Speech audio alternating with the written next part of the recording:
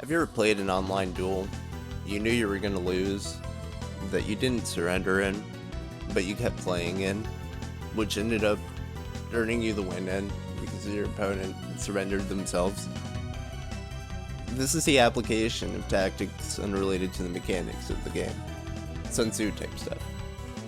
Believe it or not, you can apply war strategy to your duels, which in return might make strategizing your duels a tad bit more fun. Check it. I had this one duel against this Drytron player, and I remember only one moment from that duel. The opponent had a Herald of Ultimateness with 2 cards in hand, another monster on their side of the field, had an Omni Negate, and they had another really big monster with enough attack to attack the game, as well as 1 activated back row. It's important. I had Paleozoic Olenoids and another card set in my back row, as well as probably some shitty Odd Eyes monster, I don't remember. Might as well not have had the monster. What I do remember is activating Paleozoic Olenoids. And I didn't target their back row.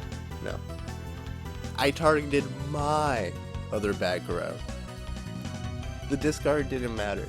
What does matter is my opponent, they wasted their Omni Negate. For some reason. Don't ask me. And right after that, they flipped all of their monsters into attack position. They attacked, which let me activate my last set card, the one that I targeted with Olenoids.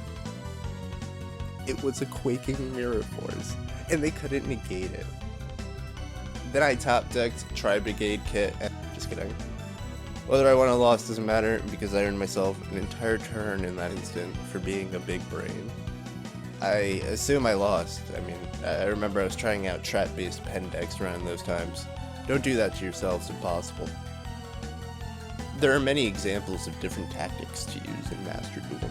They are not cut, they are not dry, and are quite hard to describe, being that some overlap into each other, and, all that shit. You can make your opponent underestimate you through the use of unconventional plays or combos, leaving yourself completely vulnerable as varying effects. But they are worth exploring, especially if you start with a bad hand and you remain confident. You can burden your opponent with information, such as through layers of defense that each interact with each other. Even just playing a certain archetype will earn you enough psychology points towards something. These last 2 points, they kind of fit into the video that I'm showing here. I assume my opponent underestimated the kind of ridiculous defensive draw potential of this Performer Pal deck here. Or maybe they couldn't remember all of the effects, I don't know. Luralisk are a very flexible archetype which gets people to experience one of 2 types of flashbacks. Absolute devastation, or immediate destruction. Players will then change their plays accordingly, even going as far as unnecessarily adding in factors that might not even exist within your deck.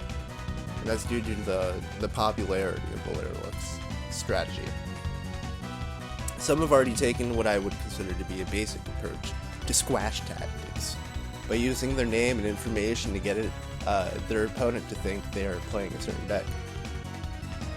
Some take this much farther, by stalling, or rushing their plays for varying effects, such as making your opponent uncertain in their plays, or impatient. Please don't do this last mention, the stalling part specifically. The main thing to remember about all this is you can be courteous while being fun to play against.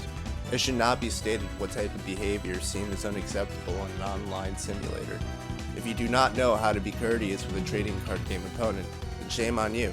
You should do better for yourself, and for others. Anyways, you only lose a duel when your LP hits 0, or have no other cards to draw. All other circumstances are actually written on the cards. The duel is not over until any of the noted circumstances take place. So be like Jaden, and hope you draw Monster Reborn for the win.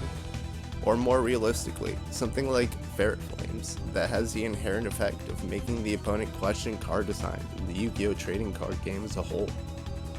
Or in my case, setting up my convoluted attack gain win condition against a confidently placed low attack position monster.